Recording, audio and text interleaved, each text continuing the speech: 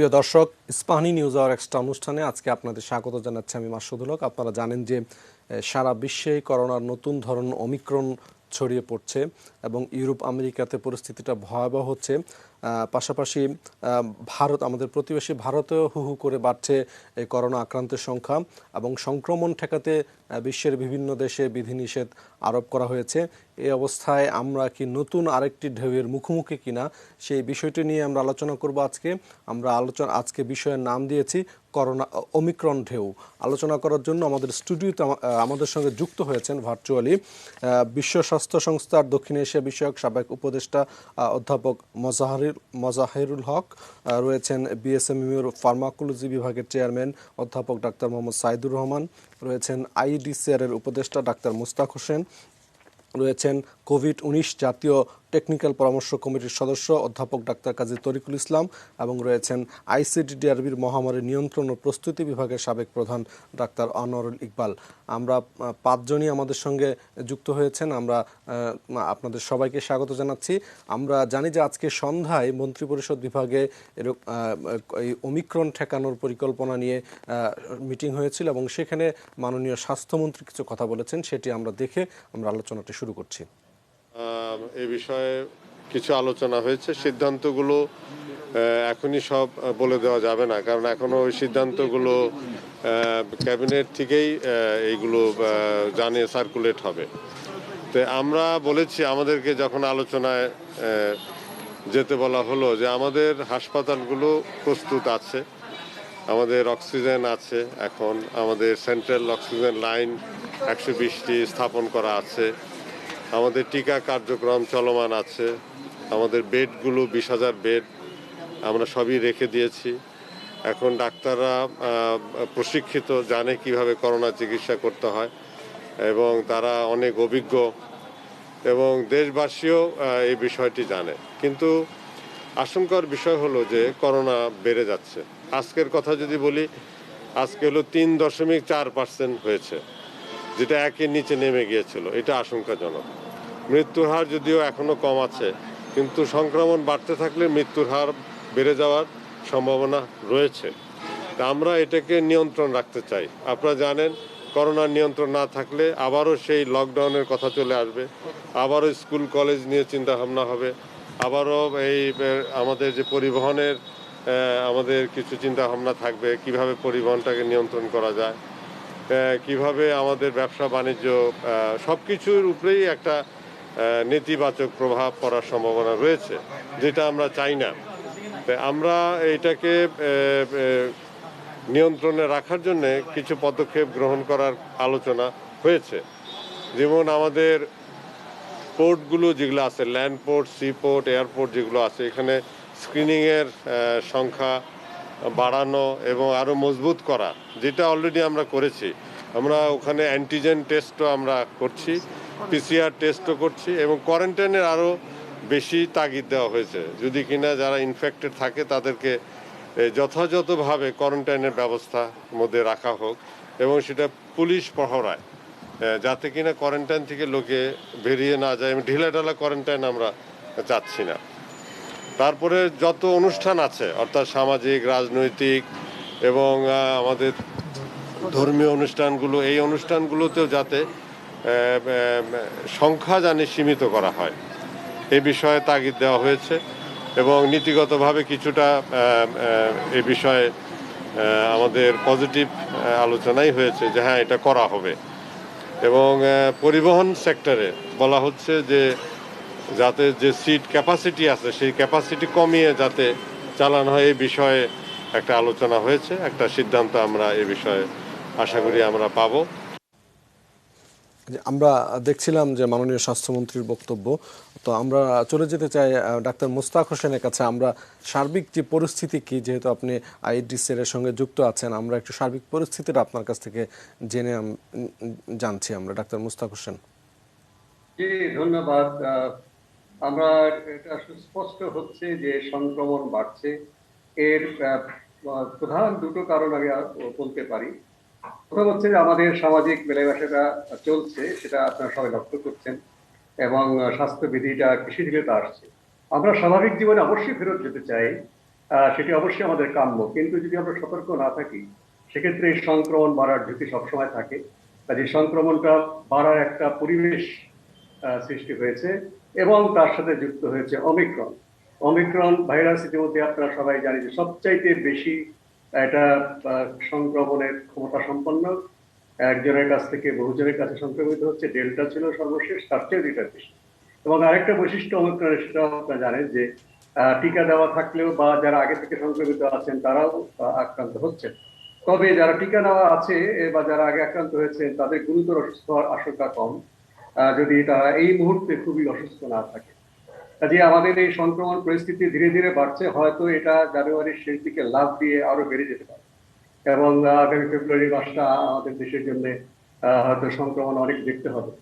এখানে মৃত্যুর হারটা কম আছে। আমাদের বাংলাদেশে এখনো পর্যন্ত আমরা ১০০ জন রোগীর সাপেক্ষে ১.৭৭, অর্থাৎ আমরা যদি ১০,০০০ রোগী পাই সেক্ষেত্রে ১৭৭ মৃত্যুবরণ করার একটা হার আছে।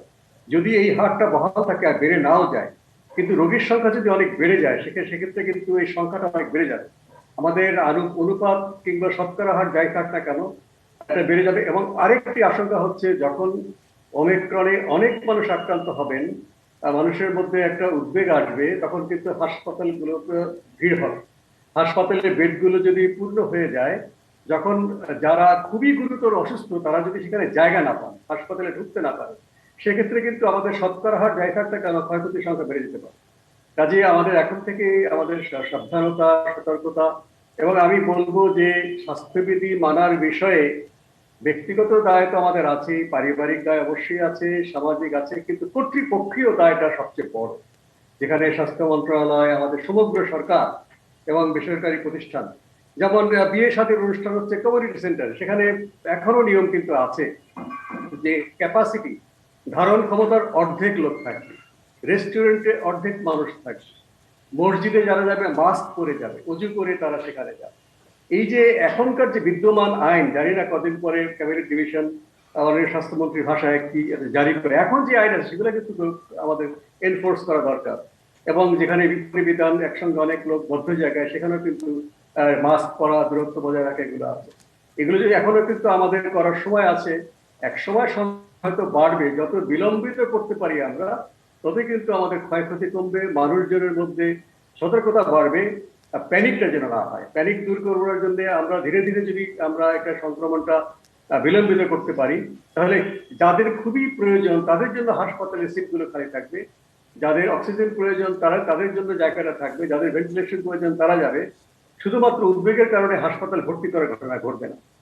এবং এই হাসপাতালের প্রস্তুতি বলছেন মাননীয় মন্ত্রী বলছিলেন, তবে আমি মনে করি প্রস্তুতির জন্য আগে আমাদের যে প্রিভেন্টিভ ব্যবস্থা, সংক্রমণ প্রতিরোধের ব্যবস্থাগুলো আগে বলা উচিত। কিন্তু সংক্রমণ যখন ঠেকাতে পারবোই না, গুরুতর অসুস্থ মানুষ হবে, তখন অবশ্যই হাসপাতালের প্রশ্ন আসবে বা হাসপাতালের সাথে আনুষঙ্গিক আরো জিনিস আসতে পারে। আমাদের প্রতিরোধ ক্ষমতার জন্য আমাদের এই যেসব জায়গায় মানুষের ভিড় হচ্ছে সেখানে ভেন্টিলেশন বাড়ানো যায় কিনা, যেখানে মানুষ সেবা নেওয়ার জন্য যেখানে যাচ্ছে খুব ভিড়, সেখানে 15 মিনিটের মধ্যেই সেবাটা নেওয়া শেষ করতে পারে কিনা, সেখানে মাস্ক সবাই পড়ছে কিনা, সেখানে মাস্ক বিতরণের ব্যবস্থা আছে কিনা, সেখানে সাবান দিয়ে হাত ধোয়ার ব্যবস্থা আছে কিনা। আমি বলবো হাসপাতালগুলো হচ্ছে 1 নম্বর ঝুঁকিপূর্ণ জায়গা। হাসপাতালগুলো এখন অনেক মানুষ সেবা দিতে যাচ্ছেন, কোভিড হোক বা না হোক, সেখানে কি আমরা পারছি একটা সংক্রমণ মুক্ত পরিবেশ নিশ্চিত করতে? হাসপাতালে যারা যাচ্ছেন রোগী হিসেবে, আউটডোরে হাজার হাজার মানুষ যাচ্ছেন, তাদের স্বজনরা যাচ্ছেন, সেখানে অনেক কর্মকর্তা কর্মচারী, চিকিৎসক, নার্স, ওয়ার্ড বয়, ক্লিনার, আয়া কাজ করছেন, কন্ট্রাক্টর, ডায়েট সাপ্লাইয়াররা কাজ করছেন, পরিবহনের লোক কাজ করছেন, সেখানে কি সবাই স্বাস্থ্যবিধি মেনে চলতে পারছি আমরা? হাসপাতালগুলো থেকে কিন্তু সবচেয়ে বেশি সংক্রমণ হয়।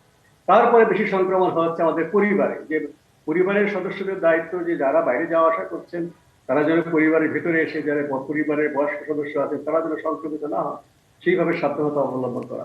এগুলোর বিষয়ে আমাদের আবার পুনরায় আমাদের সতর্ক করার বিষয় রয়েছে, কারণ ওমিক্রন আসছে, এটা বাস্তব, এবং আমরা ইউরোপে দেখছি হু করে বাড়ছে, আমাদের প্রতিবেশী দেশে হু করে বাড়ছে, আমাদের এখানেও বাড়বে। সেই বাড়াটা যত বিলম্বিত করতে পারি তবে আমরা ক্ষয়ক্ষতি নিয়ন্ত্রণ করতে পারবো, আমরা নিশ্চয়ই এরপরে আবার স্বাভাবিক জীবনে ফিরে যেতে পারবো। আমরা একটু যেতে চাই যে মহামারী নিয়ন্ত্রণের ব্যাপারটা আরেকটু জেনে নিতে, ডাক্তার আনোয়ার ইকবালের কাছে যেতে চাই যে আমাদের সার্বিক যে প্রস্তুতি সেটি, অর্থাৎ এই ঢেউ মোকাবেলার জন্য কি আমরা পুরোপুরি প্রস্তুত কিনা? জি, ধন্যবাদ এবং এটিএন নিউজের সমস্ত দর্শক এবং আমার বিজ্ঞ আলোচক বৃন্দ সবাইকে শুভেচ্ছা জানিয়ে বলছি। দেখেন, কোন দেশেই কিন্তু 100% প্রস্তুত থাকতে পারে না। এটা একটা নতুন ডিজিজ, যদিও 2-2.5 বছর হয়ে গেছে, অনেক কিছু জেনেছি, অনেক কিছু কিন্তু এখন অজানা রয়ে গেছে। কিন্তু একটা কথা, এটা একদম বাচ্চারাও জানে, prevention is better then curation. যেমন এই অসুখটা কিন্তু কখনোই আমাদের থেকে উৎপত্তি হয়নি। প্রথমবার এসেছিল প্লেনে চড়ে, দ্বিতীয়বার মেনলি এসেছিল বাসে চড়ে, এখন আবার আসছে প্লেনে চড়ে। যে জিনিসটা মোস্তাক ভাই একটু আগে সব এক্সপ্লেনই করে দিলেন উনি, সেই জিনিসটা হচ্ছে এই, যে আমরা কিন্তু সবসময় দেখে দেখে শেখার অভ্যাসটা আমাদের নাই, আমরা সবসময় ঠেকে শিখি। দেখেন, ভারত একদম পাশে এবং বিশেষ করে পশ্চিমবঙ্গে যখন কারফিউ দিয়ে দিচ্ছে, আমরা কিন্তু এখনো ডিসিশন মেকিং এ দাঁড়িয়ে আছি। কেন? আমরা আগের যে ঢেউগুলো আমাদের এসেছিল, আমাদের তেমন আল্লাহর রহমতে তেমন ক্ষয়ক্ষতি হয়নি।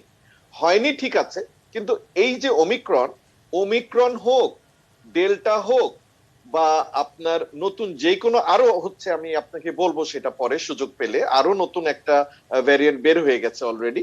তারপরে আপনার আগের যা আলফা বেটা যাই থাক, আপনার যে প্রোটেকশনটা হচ্ছে মাস্ক, সেই মাস্কটা কেন আমরা ছেড়ে দিলাম? ছেড়ে দিলাম যেহেতু সেপ্টেম্বর, অক্টোবর, নভেম্বর, ডিসেম্বরে আমরা একটু ভালো ছিলাম তাই। কিন্তু এই যে একটু আগে মোশতাক ভাই বলে দিলেন, আইন কিন্তু রয়েই গেছে, কিন্তু আমরা তো ইমপ্লিমেন্টেশনের ক্ষেত্রে সব সময় বেগতিক ভাবে আমরা ইমপ্লিমেন্টেশনটাই করতে পারি না। এই ইমপ্লিমেন্টেশনটা করতে পারলে কি হবে জানেন? এই যে আমরা এখন ভালো আছি, এই ভালোটা যাতে খারাপ না যায়, আপনার মোশতাক ভাই বারবার বলছিলেন বিলম্বিত করা, আর আমি বলতে চাচ্ছি যাতে খারাপের দিকে না যায়। তাই কারণে কতগুলা জিনিস, এটা নতুন কিছুই বলার নাই, কিন্তু পুরানা জিনিসই আবার বলতে হবে, যে আমাদের স্বাস্থ্যবিধিটা মানতে হবে, আমাদের মাস্কটা পরতে হবে। এবং আর একটা জিনিস আমি বলি, যে দেখেন, ওমিক্রন কিন্তু মেজরিটি ভ্যাকসিনে কাজ করে না, এটা কিন্তু সর্বজন বিদিত। আমরা বুস্টার ডোজ দিচ্ছি, দেই, সেটা ভালো ইস্যু, কিন্তু যেখানে অন্যান্য দেশে দেখবেন যারা বুস্টার ডোজ কারা দিচ্ছে, দিচ্ছে যেখানে 80%, 70% লোকের ভ্যাকসিনেশন, ডাবল ভ্যাকসিনেশন হয়ে গেছে, তারা দিচ্ছে। এখন আমরা 70% লোককে রেখে দিয়ে 30%কেই আবার বুস্টার ডোজ দিচ্ছি, তাহলে কিন্তু দেন আপনি ফ্রন্টলাইনারকে দিতে হবে, বয়স্ক লোকদের দিতে হবে, যারা কোমরবিড আছে তাদেরকে দেন, কোনো সমস্যা নাই। কিন্তু সাথে সাথে যারা ভ্যাকসিনেটেডই হন নাই, তাদেরকে কিন্তু দিতে হবে, মানে প্রায়োরিটি বেসিসে। তাদের কথা ভুললে চলবে না। আমরা বুস্টার দিচ্ছি, আপনি একটা উদাহরণ দিয়ে বলি, ধরেন আপনার অফিসে 100 জন লোক কাজ করে, আপনি 30 জনকে ডাবল ভ্যাকসিনেটেড করেছেন, তাদেরকে বুস্টার দিয়েছেন, আর 70 জনকে ভ্যাকসিনই দেন নাই, তাহলে কি আপনি করোনার থেকে নিস্তার পাবেন? পাবেন না। আর একটা প্যান্ডেমিক, এটা সবাই জানে, এখানে যারা আছেন আমার থেকে অনেক বিজ্ঞ, আপনার প্যান্ডেমিক 3 বছরের বেশি থাকে না, এটা মানে ইউজুয়াল একটা ফেনোমেনন, এবং 2 থেকে 3 বছরে এটা থাকে। সুতরাং আমাদের আশা হচ্ছে যে এটা অটোমেটিক আপনার চলে যাবে, এবং কিন্তু যাওয়ার পথে যে ক্ষতিটা করে যাবে, সেই ক্ষতিটা থেকে পরিত্রাণ পাওয়ার জন্যই কিন্তু আপনার স্বাস্থ্যবিধি মেনে চলাটা, এবং সেই কারণেই কিন্তু মাস্ক পরাটা।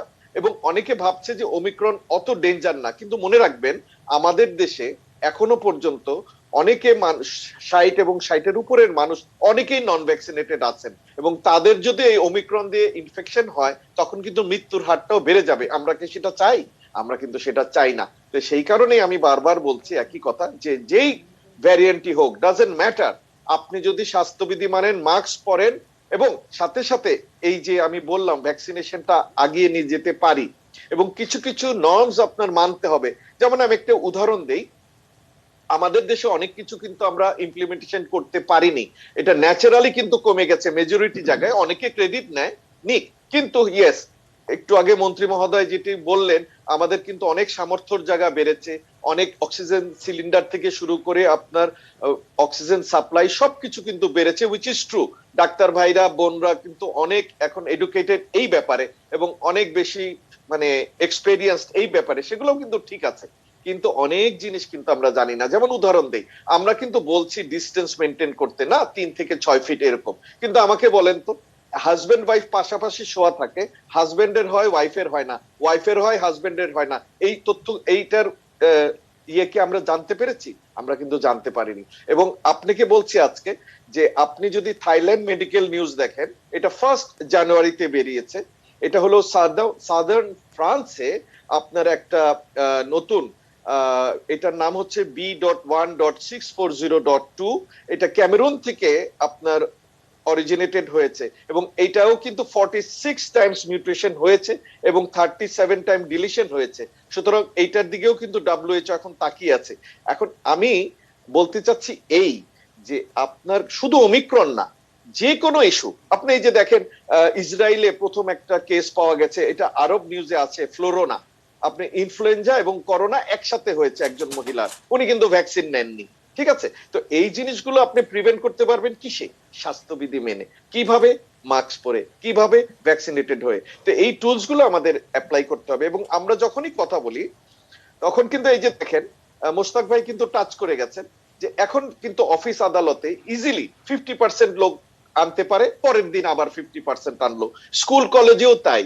এবং আপনি যদি কিছু নর্মস না মানেন, আমি মুখে মুখে বললাম যে আমরা লিঙ্গার করব, আমরা এটা করব, ওটা করব, কিন্তু আপনি যদি ইমপ্লিমেন্টেশন না করেন তাহলে কিন্তু কোনোটাই হবে না। যেমন আপনার স্টুডিওর কথাই বলি, এখন কিছুদিন আগে আপনাদের স্টুডিওতে মানুষজন এসে টকশো করেছে, এখন আবার সেটা আপনারাই বন্ধ করে দেন, আবার আপনারা এসে চলে যান। এইভাবেই কিন্তু একটার পর একটা স্টেপ নিয়ে নিয়ে করতে হবে। যেমন আপনি যতই বলেন, এই যে ধরেন আমাদের ট্রান্সপোর্ট, কখনোই কি আপনি 50% লোক দেখেছেন বাসে? সব সময় গাদাগাদি থাকে, কেউ মাস্ক পরা থাকে, কেউ থাকে না। তো এই জিনিসগুলো দেখবে কে? এই জিনিসগুলো তো দেখবে একটা অথরিটি। সেই অথরিটির লোকজনের সেই অ্যাওয়ারনেসটা তো থাকতে হবে, তা না হলে কিন্তু কোনোটাতেই লাভ হবে না। আমি কি আপনাদের ক্লিয়ার করতে পারলাম? যে এই যে এক একটা উদাহরণ দিচ্ছি, যেমন ধরেন আপনি প্লেনে আসছেন, আমি উদাহরণ দিয়ে দিচ্ছি, হল্যান্ডে দেখা গেছে 6,000 পেশেন্ট সবাই নেগেটিভ সার্টিফিকেট নিয়ে প্লেনে উঠেছে, তারপরে তারা এয়ারপোর্টে এসে আবার টেস্ট করার পরে দেখা গেল 600 জন পজিটিভ। তাহলে আমাদের দেশেও সেই সিস্টেমটা করা উচিত। আপনি কোয়ারেন্টাইনে নেন, আমরা তো দেখেছি কোয়ারেন্টাইনে আমরা 14 দিনে রাখতে পারি না, আর 14 দিনের নিচে কোয়ারেন্টাইন দেওয়া না দেওয়া একই কথা। তো আপনি একটা ফার্স্ট স্ক্রিনিং করতে পারেন, যেটা মাননীয় মন্ত্রী কিন্তু বলেছেন যে আপনি পিসিআর মেশিন দিয়ে টেস্টটা করেন যারা আপনার ফ্লাইটে আসলো। শুধু ফ্লাইট কেন, আপনি ল্যান্ডে যারা আসছে, সিতে যারা আসছে, তাদেরকে অন্তত পক্ষে 3 ঘন্টা 4 ঘন্টা রেখে একবার টেস্টটা করে তারপরে আপনি বুঝে শুনে তাদের ছাড়তে পারেন। প্লাস যারা আবার ওর মধ্যে থেকে পজিটিভ হলো তাদেরকে আপনি স্ট্রেট ফরওয়ার্ড কোয়ারেন্টাইনে নিয়ে যান। There should be some process, এবং এইগুলা যারা জানে তাদের উপর কাজগুলো দেওয়া উচিত। জি, আমরা আপনার কাছে পরে আসবো। আমরা যেতে চাই যে অধ্যাপক মোজাহিরুল হকের কাছে, যে স্যার সার্বিক যে পরিস্থিতি, যে আমরা দেখছি যে পশ্চিমবঙ্গে 2 সপ্তাহের মধ্যে সংক্রমণ 10 গুণ হয়েছে এবং পুরো ভারতে সংক্রমণ 2 সপ্তাহের মধ্যে হয়েছে 4 গুণ। আমাদেরও সংক্রমণ বাড়ছে। আজকে সংক্রমণের হার ছিল 3.37%। অর্থাৎ সব মিলিয়ে আমরা একটা উদ্বেগজনক পরিস্থিতির দিকে আমরা যাচ্ছি। ধন্যবাদ আপনাকে। আমি বলবো যে এখনো আমরা উদ্বেগজনক পরিস্থিতির দিকে যাচ্ছি না, এটা বলে আমি শুরু করতে চাচ্ছি যে কলকাতার অবস্থা বা ওয়েস্ট বেঙ্গলের অবস্থাটা যদি আপনি একটু দেখেন, সেই জায়গায় যে তারা যেই ব্যবস্থাগুলো নিয়েছে, তারা কিন্তু কারফিউ দিয়েছে, শুনেছেন আপনারা, পত্রিকাও দেখেছেন। তো এখন বাংলাদেশের যে পরিস্থিতিটা আছে, এই পরিস্থিতিটা যদি আমরা যে অবস্থায় আছি এই অবস্থায় রাখা সম্ভব কিনা, আর বাড়তে না দেওয়া যায় কিনা, এইটা হবে আমাদের কৌশল। জি, এবং সেই কৌশলে আমি মন্ত্রী মহোদয়ের বক্তব্য শুনছিলাম, ভালোই বলেছেন উনি, কিন্তু আমি সবচেয়ে বেশি জোর দেওয়ার বিষয়টা দেখলাম উনি হাসপাতালে যা লাগবে, রুগী বেশি হলে কি করবেন, মানে এই দিকটার উপরে অত্যন্ত বেশি গুরুত্ব দিয়েছে। আমাদেরকে মন্ত্রী মহোদয়কে বোঝাতে হবে it's a public health issue and a public health problem. আমার মনে হয় তার আশেপাশে যারা আছেন তাদের উচিত হবে এটা যে একটা পাবলিক হেলথ ইস্যু এবং পাবলিক হেলথ প্রবলেম, এই জিনিসটা অন্তত আমাদের যারা হেলথ অফিসার্স আছেন তাদের মাথায় ঢুকাতে হবে প্রথম। এবং তখন আমার অ্যাপ্রোচটা কি হবে? Public health approach is completely different. আপনার কতগুলি আইসিইউ আছে, কতগুলি ভেন্টিলেটর আছে, কতগুলি হাসপাতাল বেড আছে, দ্যাট ইজ নট ইম্পর্টেন্ট। ইম্পর্টেন্টটা কি? সবচেয়ে ইম্পর্টেন্ট যে জিনিসটা এখন করণীয় ছিল, যে আমরা যে অবস্থায় আছি, যে 3 থেকে 4 জায়গায় শতাংশের জায়গায় আছি সংক্রমণের হার, আমরা এই ছোট্ট সংখ্যাটাকে আর বাড়তে দেওয়া যাবে না। কিভাবে বাড়তে দেওয়া যাবে? আমরা কন্ট্যাক্ট ট্রেসিংটা কি জোরদার করেছি, যে যারা এখন আক্রান্ত হয়ে আসছেন তাদের কন্ট্যাক্ট ট্রেসিংটা করে তাদেরকে কোয়ারেন্টাইনে নিয়ে, তাদেরকে টেস্ট করে, তাদেরকে আইসোলেট করে, তাদেরকে চিকিৎসা দেওয়ার ব্যবস্থা করে জিনিসটাকে কনফাইন রাখছি কিনা? আমি বলবো না, রাখছি না। এবং সেইটার জন্য কোথায় সেটা করতে হবে? সেটা করতে হলে আমাদেরকে প্রতিটি উপজেলায় করতে হবে। তাহলে আমাকে দেখতে হবে উপজেলায় যে প্রাথমিক চিকিৎসা আমরা যেটা শুরু করব আইসোলেশনে নিয়ে, সেই জায়গায় আমাদের উপজেলা হাসপাতালগুলি কতখানি প্রস্তুত। সারা বাংলাদেশের উপজেলা হাসপাতালগুলিকে আমাকে চিন্তা করতে হবে যে কিভাবে তাদের ওখানে প্রথম আইসোলেশনে নিয়ে চিকিৎসা দেওয়ার জন্য আমাদের সক্ষমতা, সেইটা যদি আমরা করতে পারি তাহলে সারা দেশব্যাপী আমরা আমি যে পাবলিক হেলথ অ্যাপ্রোচের কথা বললাম, সেইটা মানে প্রাইমারি কেয়ারটা আমরা সেখানে দিতে পারবো, ডিটেকশনটা করতে পারবো, আইসোলেশনটা করে চিকিৎসা দিতে পারবো। এটা বলে যে জায়গাটায় আমি আসতে চাচ্ছি, আপনি দেখেন আমাদের সবসময় একটা বড় বড় চিন্তা করি, আমরা বড় বড় হাসপাতালের চিন্তা করি, ভেন্টিলেটরের চিন্তা করি। আমরা এই জিনিসটা কেন চিন্তা করি না যে আমরা বাংলাদেশের যে জনসংখ্যা আছে, এই জনসংখ্যাকে দুটো করে মানসম্মত মাস্ক, ওয়াশেবল, এই জিনিসটা এনশিওর করতে কেন পারছি না? আমি টিকা এনশিওর করার জন্য কোটি কোটি টাকা ব্যয় করতেছি, অথচ আমরা প্রত্যেকের জন্য দুটো মাস্ক ওয়াশেবল এবং মানসম্মত, এইটা একদম গ্রাম পর্যায় থেকে শুরু করে আমরা কেন শহর পর্যন্ত এই জিনিসটা সরকার থেকে এনশিওর করতে পারছি না? এটা তো অত টাকার বিষয় নয়। এবং এইটা যদি করতে পারতাম তাহলে আমি আইনটাও প্রয়োগ করতে পারতাম যে তোমাকে সরকার থেকে দেওয়া হয়েছে মাস্ক, তুমি কেন পড়ছো না? এখন নিজে কিনে মাস্ক পরবে আর আপনার আইন মেনে চলবে, এটা তো সেভাবে হয় না। আপনি একটা দিয়ে আগে মাস্ক দেন, দুটো করে মাস্ক সারা দেশের জনসংখ্যাকে দেন, মাস্কটাই তো সবচেয়ে বেশি প্রিভেন্ট করবে, আপনি জানেন। আরেকটা জিনিস হলো হাত ধোয়ার অভ্যাসটা। এই হাত ধোয়ার অভ্যাস এবং মাস্ক, এই দুটো দিয়েই তো আমরা করোনা সংক্রমণ ঠেকাতে পারি। কিন্তু এই প্রাথমিক কাজটা আমরা করছি কিনা, আমাদের উপজেলা হাসপাতালগুলিকে আমাদের ফার্স্ট অ্যাপ্রোচে চিকিৎসা দেওয়ার ব্যবস্থা করতে পারছে কিনা, শনাক্ত করার ব্যবস্থা করতে পারছে কিনা, এই জায়গাটার উপরে আমি গুরুত্ব দেওয়ার কথা বলব। এবং আপনাদেরকেও অনুরোধ করব, সরকার আপনাদের মাধ্যমে সরকারকেও অনুরোধ করব যে গুরুত্ব দিতে হবে, we shall have to take a public health approach. একটা জনস্বাস্থ্য বিষয়ক সমস্যাকে আপনি চিকিৎসার দিকে এত কোটি কোটি টাকা ডলার খরচ করার জন্য কিন্তু আপনি সমস্ত কিছু করেছেন, কিন্তু আপনি উপজেলা হাসপাতালগুলিকে শক্তিশালী করার জন্য, স্ট্রেংথেন করার জন্য, ফাংশনাল করার জন্য কতটুকু করেছেন, কত ব্যয় করেছেন? আজকে আমাদেরকে চিন্তা করতে হবে সাধারণ মানুষ যারা গ্রামে গঞ্জে আছে, তাদের কাছাকাছি হাসপাতাল কিন্তু উপজেলা হাসপাতাল, এবং সেই হাসপাতালগুলিকে সমৃদ্ধ করেন, শক্তিশালী করেন, দেখবেন আমরা করোনা ঠেকাতে খুব সহজভাবেই সক্ষম হবো। আর অমিক্রনের বিষয় যেটা, এইটার ভিরুলেন্সিটা তো কম, সুতরাং আমরা হাসপাতালের দিকে নজর দিচ্ছি কেন?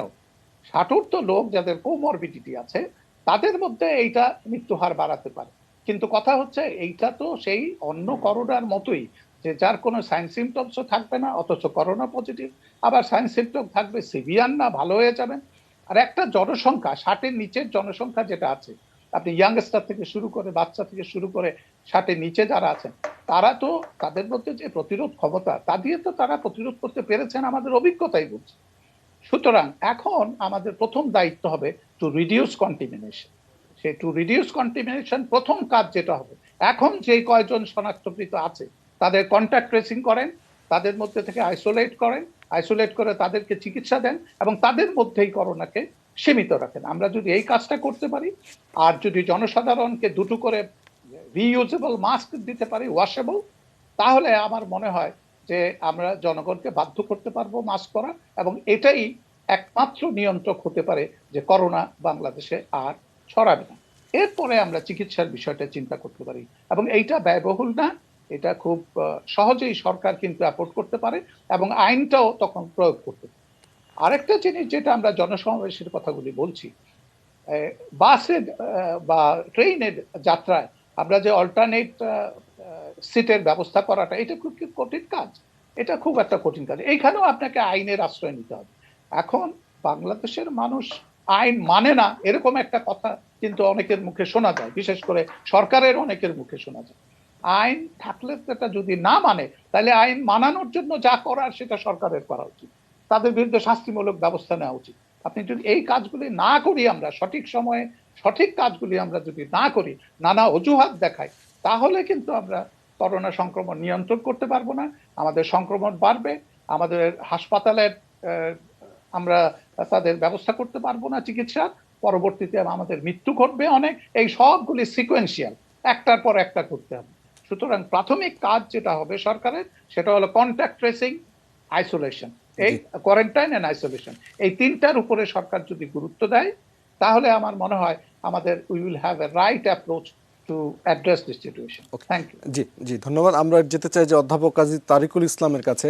আজকে আইডিসিআর বলেছে যে আগামী 3 থেকে 5 সপ্তাহ ওই করোনা এই ওমিক্রন সংক্রমণের জন্য খুবই একটা গুরুত্বপূর্ণ সময়, এবং যদি স্বাস্থ্যবিধি না মানা হয় তাহলে ইউরোপের মতো একটা ভয়াবহ পরিস্থিতির একটা শঙ্কা আইডিসিআর থেকে করা হচ্ছে। আপনি জাতীয় কোভিড-19 জাতীয় টেকনিক্যাল পরামর্শক কমিটির সদস্য হিসেবে আপনি কিভাবে এটাকে বিশ্লেষণ করবেন?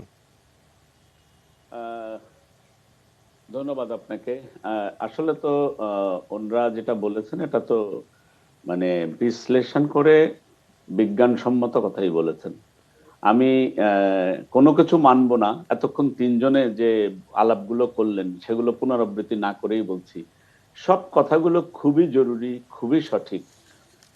কিন্তু এই পাবলিক হেলথ বা জনস্বাস্থ্যের বিষয়টায় প্রথমেই কিন্তু আমরা এটা তো 2022 সালের শুরু, আমরা 2021 সালে সবাই এই 5 জন যেখানে উপস্থিত আছি প্রত্যেকেই আমরা কিন্তু পাবলিক হেলথ নিয়ে একই কথা বলে আসছি। এবং ঘুরে ফিরে কিন্তু দেখেন, বহু আগে আমরা বলেছিলাম যে মাস্ক হচ্ছে ছায়া ভ্যাকসিন। ভ্যাকসিন যখন আসে নাই তখনই আমরা এই কথা বলেছি। কারেক্ট। তাহলে এই ছায়া ভ্যাকসিন নিয়ে কিন্তু আমরা কথা না বলে আমরা হাসপাতালের বেড কতগুলো আছে এটা মানে আমি প্রফেসর মোজার সাহেবের সঙ্গে সম্পূর্ণ একমত যে পাবলিক হেলথ ইস্যুতে এইটাতেই আগে গুরুত্ব দেওয়া উচিত।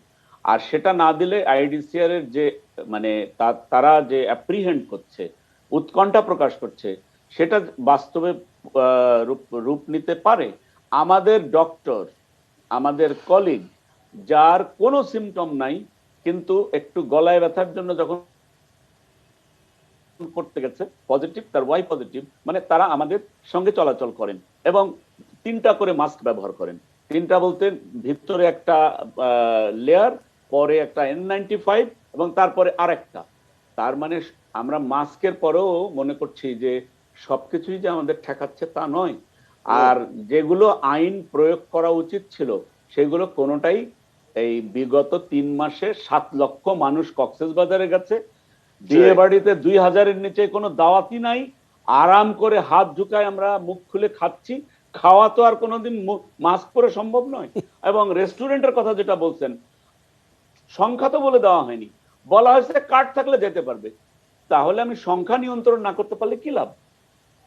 আমি মনে করি আমরা এখানে সচেতন যদি না হই তাহলে আমরা নিশ্চয় একটা আবারও খারাপ অবস্থা দেখব।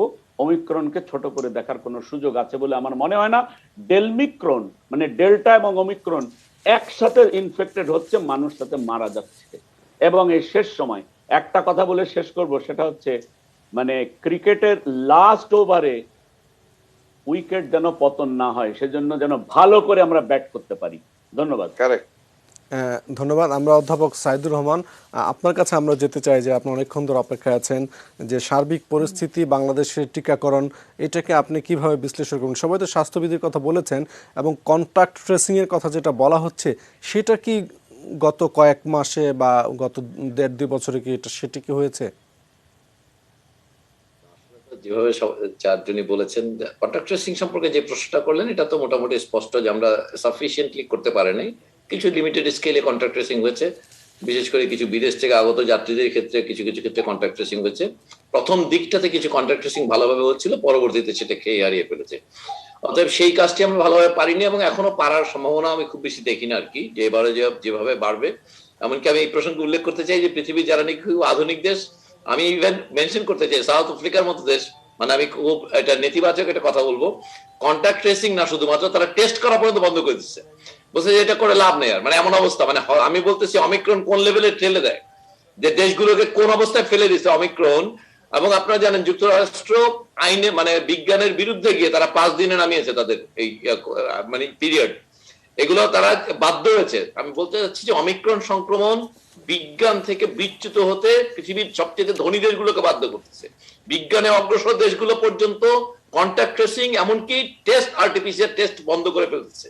তো আমাদের এই যদি আমরা এটা রিয়েলাইজ করতে না পারি যে অমিক্রনের যে যখন স্প্রেড শুরু হবে তখন কোন ধরনের অবকাঠামো কোন ধরনের বিজ্ঞানের অগ্রগতি দিয়ে সেটাকে তো ঢোকা যাচ্ছে না, তখন হাল ছেড়ে দিয়ে তারা যেটা বলছিলেন মোজাহির স্যার, হাল ছেড়ে তারা ইভেন তারা দেখেন গত 25 থেকে এই পর্যন্ত গত 9-10 দিন যাবত সারা পৃথিবীর মানুষ WHO না শুধু সমস্ত পৃথিবীর মানুষ রিকোয়েস্ট করে তাদেরকে ঘরে রাখতে পারে নাই। প্রতিদিন এক একটা দেশে এখন 1.5 লাখ 2 লাখ 2.5 লাখ, কোন একটা দেশে তো 5 লক্ষ একদিনে সংক্রমণ হয়েছে। অমিক্রনের সংক্রমণ যে সকল দেশগুলোকে মানে বিভ্রান্ত করে ফেলেছে, দিকভ্রান্ত করে ফেলেছে, আমাদের এখানে এটা মাত্র বাড়া শুরু হয়েছে। আপনি যেভাবে আমরা জানি অন্যান্য দেশের অভিজ্ঞতার আলোকে আসলে এটা প্রতি 2 থেকে 3 দিনে ডাবল হবে যদি আমরা ঠিকভাবে পরীক্ষা করি। আমাদের যে স্বাস্থ্যবিধি বিশেষ করে মাস্ক পরার ক্ষেত্রে যে উদাসীনতা, এটা 3 দিন না আসলে 2 দিনে ডাবল হবে বলে আমাদের আশঙ্কা। যদি আগামীকালকে পরীক্ষা করা হয় আগামীকাল থেকে মানে এটা প্রতি 2 দিনে ডাবল হয়ে যাবে আসলে আমাদের যে অবস্থা এখন। অতএব এখানে 3-4টা বিষয় স্যারেরা সবাই কতগুলো সুনির্দিষ্ট ব্যাপার আছে, কিন্তু এটা একটা মনোজাগতিক পরিবর্তন দরকার যে এই ক্ষেত্রে মানে এটাকে শুধুমাত্র বাংলা ভাষা বলার ব্যাপারটা আমাদের এক ধরনের আত্মতুষ্টি আত্মশ্লাঘায় ভোগা শুরু হয়েছে। এই ব্যাপারটা আমাদের রিয়েলাইজ করা দরকার। এটার ভয়াবহতা আমরা আসলে ট্রান্সমিট করতে পারতেছি না মানুষের মগজে। আমরা এখনো সাধারণ মানুষকে এই ভয়াবহতা সম্পর্কে ধারণা দিতে পারছি না। আর অমিক্রন সম্পর্কে গুগলের কারণে আমি খুবই খারাপ করে বলতে চাই, এই গুগল এবং এই সমস্ত যে লে মিডিয়াতে যেভাবে প্রচার হয়েছে অমিক্রন খুব কম সংক্রমণশীল, এগুলো ইন্টারপ্রেট করার জন্য কিন্তু সাধারণ মানুষের ক্ষেত্রে আসলে তাদের সেই দক্ষতাটা নেই। অতএব এর ফলে মানুষের মধ্যে একটা গা ছাড়া ভাব এসছে এবং এটা রিইনফোর্স হচ্ছে। অতএব আমি মনে করি যে আসলে রাষ্ট্রের সর্বোচ্চ পর্যায় থেকে সকল মিডিয়া রেসপন্সিবলি যেন মানুষকে রিস্কটা কমিউনিকেট করতে পারে। এবং এই যেটা বলেছেন মুস্তাক ভাই, যেটা বলছিলেন যে স্বাভাবিক জীবন বলে কোনো কিছুতে আসবে না। কোভিড পূর্ব জীবনযাপনে ফিরে যাওয়া প্রায় অসম্ভব, মানে বিজ্ঞানে কোনো বিজ্ঞানীরাই কিন্তু বলছে না এটা পারবে। অতএব মাস্ক হয়ে ওঠা উচিত পোশাকের অংশ। এক কথায় বললাম আর কি, মাস্ক হচ্ছে পোশাকের অংশ। এটা তালার মতন, এটা ঘরে চুরি বন্ধ করার জন্য যেভাবে তালা দেওয়া হয় মাস্ক সেভাবে পড়তে হবে। আত্মতুষ্টি আত্মশ্লাঘা থেকে বের হয়ে আসতে হবে। এবং আমাদের যে ব্যাপারটা বোঝা দরকার সেটা হচ্ছে যে আসলে আপনারা খেয়াল করবেন হাজার হাজার ফ্লাইট ক্যান্সেল হচ্ছে, ওখানে কি পরীক্ষা কম হচ্ছে? কন্টাক্ট ট্রেসিং তাহলে কেন হচ্ছে? বুঝা লাগবে অমিক্রনের তার কি পরিমাণ সংক্রমণশীলতার সামর্থ্য। মানে কেন ক্রু এর অভাবে ফ্লাইট গ্রাউন্ডেড হয়ে যাচ্ছে। অতএব আমাদের এই আরম্ভ হয়েছে, আমি আজকে ভয় দেখানোর জন্য আতঙ্ক ছড়ানোর জন্য না, কিন্তু স্পষ্টতই বলতে চাই স্বাস্থ্যমন্ত্রী যেভাবে বলেছেন, আইডিসা যেভাবে বলেছে, আমাদের বাকি শক্তি হবার জন্য আলোচকরা যেভাবে বলেছে, এর গুরুত্ব অনুধাবনে ব্যর্থ হলে খুব বেশি দিন নয় 2 থেকে 3 সপ্তাহের মধ্যে আমাদের এখানে সংক্রমণের প্রচুর হার দেখা যাবে, প্রচুর সংখ্যা দেখা যাবে। হাসপাতালে ভর্তি এবং মৃত্যু এই ব্যাপারটি আমরা এইভাবে দেখতে চাই। আসলে ওমিক্রনকে সরাসরি 20 দিনের মাথায় হসপিটালে ভর্তি হয় না, কিন্তু এই মিউটেন্ট ভাইরাসটি মানুষের শরীরে কি ক্ষতি করে সেটা কিন্তু জানা নেই। এই লং দীর্ঘমেয়াদী ক্ষতি কিন্তু কি হবে আমরা কেউই জানি না। এটা কি ঘুমের সম্পূর্ণ ঘুম তাড়িয়ে দিবে কিনা, এটা কি সম্পূর্ণ ডায়াবেটিসকে আনমাস্কিং করে দেবে কিনা, এই ধরনের বহুবিধ বিষয় আসলে বিজ্ঞানী মহলে আশঙ্কা আছে। অতএব এই যে একটা আমরা প্রচার হয়েছে হাসপাতালে ভর্তি কম মৃত্যু কম, এই প্রচারটি আসলে আমার মনে হয় অতি সরলীকরণের দুষ্ট। অতএব মানুষকে সতর্ক হওয়ার জন্য আমরা আশা করব যে সকল মিডিয়াগুলো রেসপন্সিবলি বিহেভ করবে, রাষ্ট্রের পর্যায়ে থেকে সর্বোচ্চ পর্যায় থেকে যেন রিস্ক কমিউনিকেশনের ক্ষেত্রে একটি ইউনিফর্ম প্যাকেজ। আনফরচুনেট কথা হচ্ছে এই 1.5 বছর সময়কালেও আমরা 2টা বা 3টা, আপনারা দেখবেন যে কোনো ভ্যাকসিন মানে আপনারা ইপিআই দেখেন, কন্ট্রাসেপটিভে দেখেন, একটি 2 লাইনের মেসেজ থাকে, একটি 30 সেকেন্ডের ভিডিও থাকে। আজ পর্যন্ত এরকম কোনো কিছু তৈরি করতে পারলাম না আমরা। আশা করব এইবার অতি দ্রুত এগুলো তৈরি করে এই ঝুঁকিটা যেন মানুষকে কমিউনিকেট করা যায়। এবং যেটা মোজাহির স্যার বলছিলেন সবাইকে মাস্ক দেয়া, এটি হওয়া উচিত খুবই জরুরি কাজ এই মুহূর্তে, কারণ মাস্কই একমাত্র অমিক্রনের বিরুদ্ধে সবচেয়ে কার্যকর ভাবে এর সংক্রমণকে থামাতে পারবে। ভ্যাকসিনের কার্যকারিতা সংক্রমণ থামানোর ক্ষেত্রে কিন্তু তেমন না। জি স্যার, ধন্যবাদ। আমরা এখন বিজ্ঞাপন বিরতিতে যাচ্ছি, বিরতির পর আমরা খুব শিগগিরই ফিরে আসছি আমাদের ইস্পাহানি নিউজ আওয়ার এক্সট্রা অনুষ্ঠানে। ততক্ষণ পর্যন্ত আপনারা আমাদের সঙ্গেই থাকুন।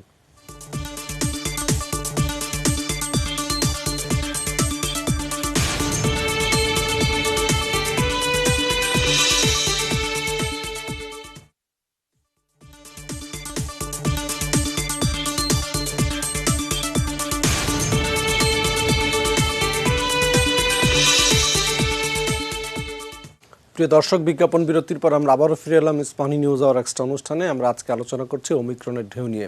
আমরা ডাক্তার মোস্তাক হোসেনের কাছে আমরা যেতে চাই যে ভারতের এখনকার যে অবস্থা এবং সেখানে যে পর্যালোচনা করা হচ্ছে, বলা হচ্ছে যে মানে ডেল্টার চেয়ে 4 থেকে 5 গুণ বেশি সংক্রামক হচ্ছে এই ওমিক্রন, এবং যেটা ভারতে যে সংখ্যাটি করা হচ্ছে যে যেভাবে তাদের দেশে ছড়িয়ে পড়ছে সেখানে দিনে প্রায় 20 লাখ রোগী শনাক্ত হওয়ার আশঙ্কা করা হচ্ছে, এবং সেটা বলা হচ্ছে সেটি যদি হয় তাহলে ভারতে কিন্তু রোগীদেরকে চিকিৎসা করানোটা সম্ভব হবে না।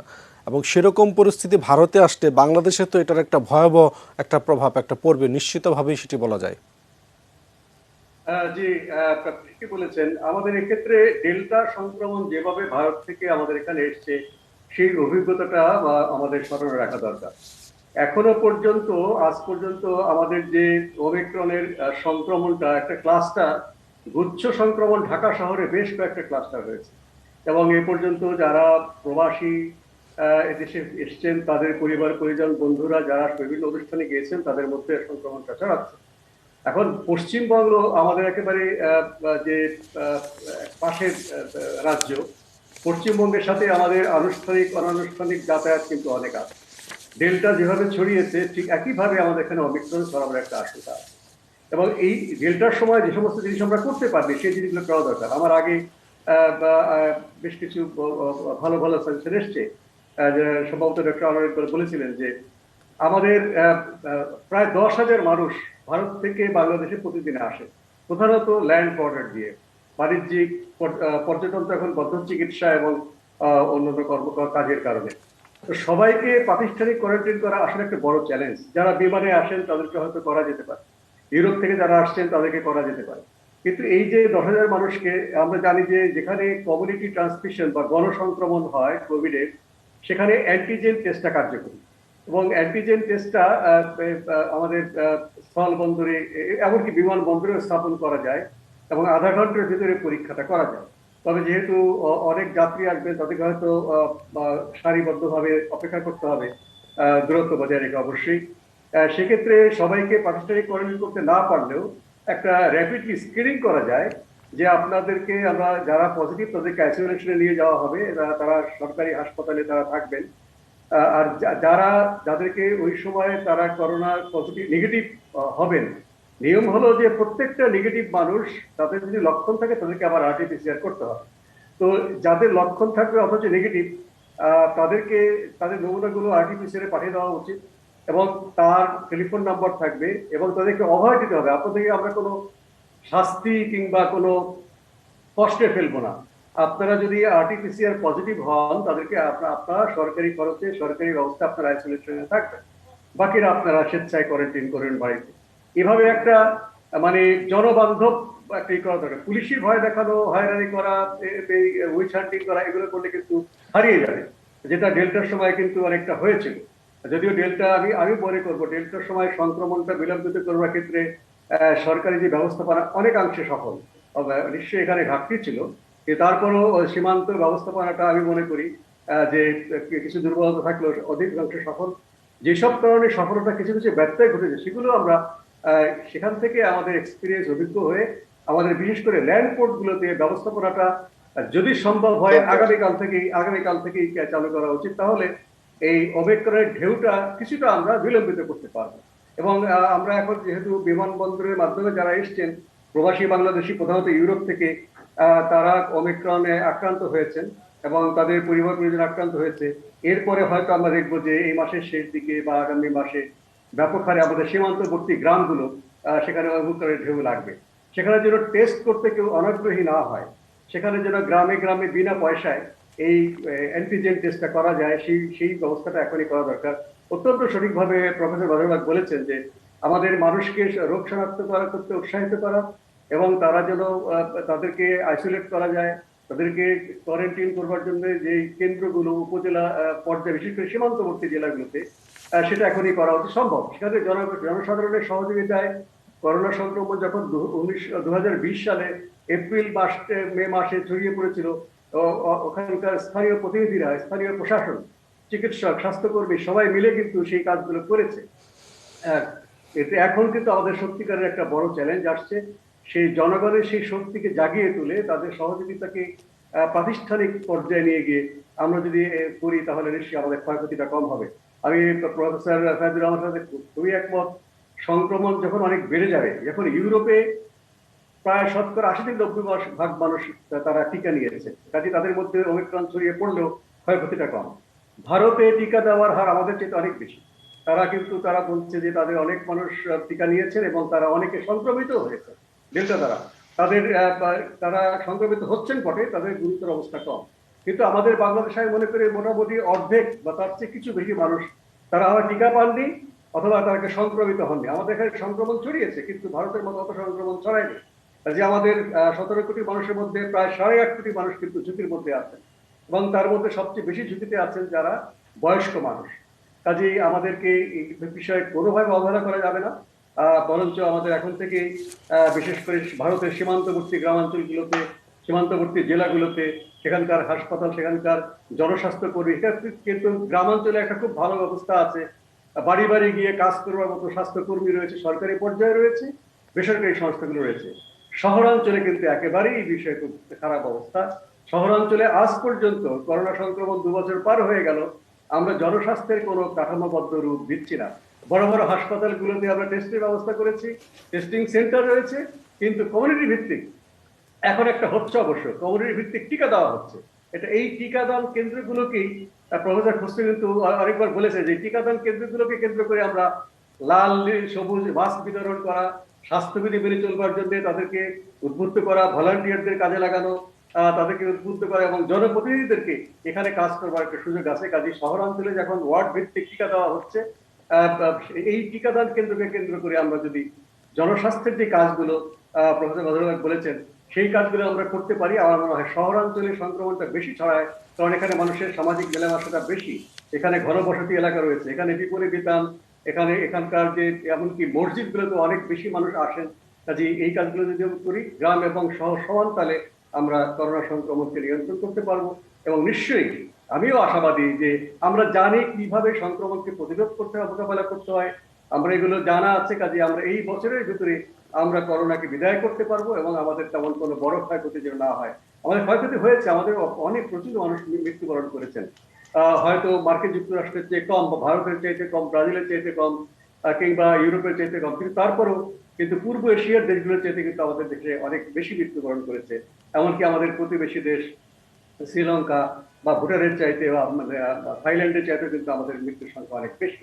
আমরা মৃত্যুর সংখ্যা বাড়াতে চাই না, এবং করোনা সংক্রমিত যারা হবেন তারা যদি মৃত্যুমুখী নাও হন, দীর্ঘমেয়াদী অসুস্থতা, যিনি প্রফেসর সাইদুর রহমান বলছিলেন যে ঘুমের মানসিক সমস্যা, ঘুমের সমস্যা হচ্ছে, যে যিনি ডায়াবেটিস না, তিনি ডায়াবেটিসে ভুগছেন, হৃদযন্ত্রে অসুস্থ হচ্ছে, রক্ত জমাট বাঁধছে, মানে সিস্টেম, এমন কোনো শারীরিক সিস্টেম নেই যেখানে করোনা আঘাত না হানে। কাজে বেঁচে গেলেও কিন্তু দীর্ঘমেয়াদী অসুস্থতার মধ্যে আমরা পড়তে যাচ্ছি, যে আমাদেরকে সংক্রমণ যে কোনো রকম সীমিত রাখতে হবে, ঠেকাতে হবে, এবং আমরা নিশ্চয়ই পারবো।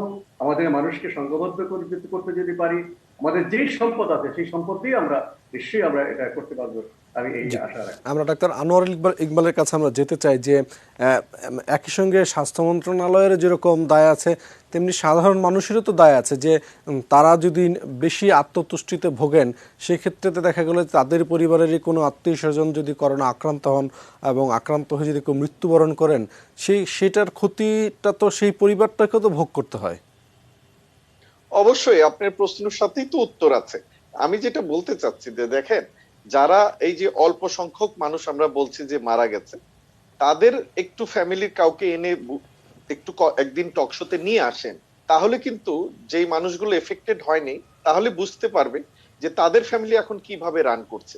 একজন মানুষ চলে গেলে তার যে ব্যথা, আর একজনের না গেলে কিন্তু সে কখনোই বুঝবে না। আপনি একটু মুখে আহা উহু করতে পারেন, সেটা ডিফারেন্ট ইস্যু। কিন্তু আমি কিছু ইম্পর্টেন্ট পয়েন্ট আপনাকে বলি, আমি মোস্তাক ভাইয়ের সাথে একটু দ্বিমত পোষণ করি। বাংলাদেশে এমন কোনো জিনিস নাই যে আপনি দেখেন, একটা ক্লাসে যখন আপনি ক্লাস হয়, সেই ক্লাসে কিন্তু একজন ফার্স্ট বয় থাকে, আবার 4 জন ছেলে কিন্তু ফেলও করে, একই টিচার কিন্তু ক্লাস নেয়। তো সুতরাং এই যে মাস্ক পরার ক্ষেত্রে আমি ভালোভাবে বুঝাবো, আমি তো কখনো ডান্ডা পেটা কথা বলিনি, কিন্তু আইনি প্রয়োগটাই আসতেই হবে টুডে টুমরো। কেন? দেখেন আমাদের মোজার স্যার যেগুলো বলেছেন একদম পাবলিক হেলথের খাঁটি কথাগুলো, কিন্তু সেগুলো কোনগুলা জায়গায় ইউজ করতে হবে? যারা এফেক্টেড হয়েছে, যাদের করোনা হয়েছে, আর যাদের হয়নি তাদের কি আপনি আইসোলেশন করবেন? তাদের কি আপনি কন্টাক্ট ট্রেসিং করবেন? নো, তাদেরকে মাস্ক পরাতে বাধ্য করুন। যেটা আমাদের এখন একমাত্র প্রধান যে কাজটা হবে সেটা হচ্ছে মাস্ক পরাতে হবে আবার, কারণ আমরা একদম লুজ দিয়ে দিয়েছি 4 মাসে। এই 4 মাস থেকে আবার আপনার সেই মাস্ক পরানোর কারণ আমরা মাস্ক কিন্তু আগেও আমরা 15-20% উপরে উঠাতে পারিনি। সুতরাং ওই যে প্রপোজালটা মোজায়ের সাহেব প্রথমে দিয়েছেন যে 2টো করে মাস্ক দিয়ে, যেটা ওয়াশেবল, সেই জিনিসগুলো দিয়ে এই মাস্ক পরানো বাধ্যতা করা আমাদের উচিত। যেমন আমি কিছু কথা বলি, যেমন মোস্তাক ভাই কিছু পয়েন্ট বলেছেন which is 100% কারেক্ট, কিন্তু রেস্টুরেন্টে আপনি 50% দিবেন না 30% দিবেন না 20% দিবেন কিছুই বলতে পারবেন না। কারণ কি, সেই রেস্টুরেন্টে কিন্তু মাস্ক খুলে হা করে খাবে এবং সেইখানে কিন্তু কার আছে কার নাই আমি কিন্তু ধরতে পারবো না, ওইখান থেকে ছড়াবে। সুতরাং এখনই রেস্টুরেন্টের ব্যবসা আমি বন্ধ করতে বলছি না, সেখানে টেকনিক ইউজ করতে হবে, টেক অ্যাওয়ে করে দেন বা কিছু একটা তো করতে হবে। কারণ কি, যেহেতু এইখানে সবাই যারা আমরা কথা বলেছি, আমরা কিন্তু বারবার বলছি যে এটা হাইলি ট্রান্সমিসিবল। আমাদের হাসপাতাল তো ভরে যাবে, মানে যেইভাবে অনেকে বলতে পারেন এই কথাগুলো আপনারা আগেও বলেছেন, আমাদের দেশে কিছু হয়নি, আমাদের দেশে কিছু হবে না। এই যে দেখেন, আমরা কিন্তু ন্যাচারালি আল্লাহর বিশেষ রহমত এবং প্লাস কিছু এফেক্ট আছে যে জিনিসগুলো আমি এখন বলতে চাচ্ছি না, যেই কারণে আমাদের দেশে ওইভাবে মানুষজন মারা যায়নি, ওইভাবে আক্রান্ত হয়নি if I compare with Europe. কিন্তু আপনি জিনিসগুলো দেখেন যে আমরা যে ভালো আছি, এই ভালোটা তো আমাদের থাকতে হবে। সেটা থাকতে হলে কি করতে হবে? সেটা করতে হলে কিন্তু আমার এই প্রোটেকশন গুলো নিতে হবে। প্রোটেকশনটা কি? প্রোটেকশন হচ্ছে যে আপনার মাস্ক পরাটা ম্যান্ডেটরি করতে হবে। ম্যান্ডেটরি করতে হবে, যেমন স্কুলটা এখন চিন্তা ভাবনা করতে হবে যে আমি হাফ স্টুডেন্ট আপাতত পাঠাই।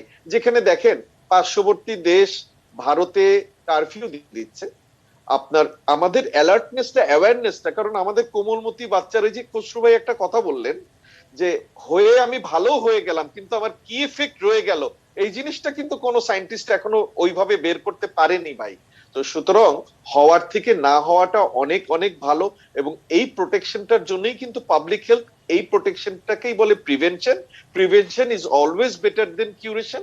এবং এই জিনিসটা যদি আমরা মাথায় রাখি, এবং যারা আছেন, যেমন ধরেন এই যে বর্ডার ল্যান্ড, আমি এয়ারপোর্টের কথা বাদই দিয়ে দিলাম, হয়তো বা ওইখানে আমরা কিছু কন্ট্রোল করতে পারবো, কিন্তু যেটা মোস্তাক ভাই সুন্দর ভাষায় বলেছেন, আমি অসুন্দর ভাষায় বলছি, আমাদের অবৈধ বৈধ দুইটি পথই আছে। সেখানে টাকা পয়সা খেয়ে ছেড়ে ছেড়ে দেয়, এবং অনেক সময় গল্প শোনা যায় যে আমাদের ওই দেশের লোক আমাদের এখানে এসে খাসির মাংস দিয়ে ভাত খেয়ে আবার যায়। এই জিনিসগুলো যদি আমরা কালকের থেকে বন্ধ করতে না পারি, আমাদের সামনে ভোগান্তি হবে। এবং আমরা যে মানে খুব স্বস্তিতে আছি এখনো, যে আমাদের এখনো 4 হয়নি, 5 হয়নি, ওয়েট করে 4-5 দিন পরেই দেখবেন। কারণ আমি দেখছিলাম, আমি এই বারটা খুব ভালো করে দেখছিলাম যে গত 2 দিনে এটা 2.3 2.4 এরকম ছিল, আজকেই দেখেন 3.37। কারণ 37 মানেই 4, মানে 7 মানে 3 এর পরে যদি 5 হয় তার মানে ওটা 4, এটা আর বলতে হয় না, সবাই জানি আমরা এটা। তো এখন আপনার কি হারে বাড়ছে আপনি নিজেই বুঝতে পারবেন, এখানে কিন্তু সায়েন্টিস্টের প্রয়োজন নাই। তো যেই কারণে আমরা বলছি যে আপনার ভ্যাকসিন দিচ্ছেন দেন, একমাত্র যেটা তরিক স্যার বলে চলে গেছেন হয়তোবা, আমাদের কিন্তু শ্যাডো ভ্যাকসিন একটাই, সেটা হচ্ছে মাস্ক। এই মাস্কের উপরে জোর দিতে হবে, মাস্কটাই আপনার পরাতে বাধ্য করতে হবে প্রয়োজনে। আমি কিন্তু লাঠি পেটার কথা বলছি না। এবং আপনি দেখেন, আপনি কি এই যে এত মানে কথা আমরা বলছি, সামনে যে 16 তারিখে নারায়ণগঞ্জের আপনার মেয়র ইলেকশন আছে, এই যে ধরেন বিরোধী দল আন্দোলন করছে, এই যে আপনার ওয়াজ মাহফিল হচ্ছে, এগুলো কি বন্ধ করার কথা বলেছেন? কেবল সিদ্ধান্ত নিচ্ছেন। এগুলো নিতে নিতে একটা কথা বলি, পাবলিক হেলথের মেইন ইস্যুটা যেটা আসল, আপনি যে সিদ্ধান্ত নিবেন সাথে সাথে বাস্তবায়ন করবেন। আপনি যদি ওখানে 1 সপ্তাহ গ্যাপ দেন তাহলে কিন্তু আর কোনো কাজ হবে না। আপনার ইমপ্লিমেন্টেশনটা খুব খুব ইম্পর্টেন্ট, মানে সিদ্ধান্তের সাথে ইমপ্লিমেন্টেশনটা, এবং যারা করছেন তাদের একদম ভিতর থেকে জানতে হবে তারা কি করতে যাচ্ছেন। সুতরাং সেই জিনিস ভাষা কথাবার্তা বললে কিন্তু কোনো লাভ হবে না। যারা এক্সপেরিয়েন্সড, যারা এই ব্যাপারে জানে, সেই কাজগুলো তাদের করতে দেন, এটাই হচ্ছে আসল। জি স্যার, আমরা একটু বিরতিতে যাচ্ছি। আমরা অধ্যাপক মোজাহারুল হক এবং অধ্যাপক সাইদুর রহমান, বিরতির পরে আমরা আপনাদের কাছে যাব। প্রিয় দর্শক, আমরা ইস্পাহানি নিউজ আওয়ার এক্সট্রা অনুষ্ঠান থেকে আমরা এখন বিজ্ঞাপন বিরতিতে যাচ্ছি। বিরতির পর আমরা খুব শিগগিরই ফিরে আসবো আমাদের অনুষ্ঠানে। ততক্ষণ পর্যন্ত আপনারা আমাদের সঙ্গেই থাকুন।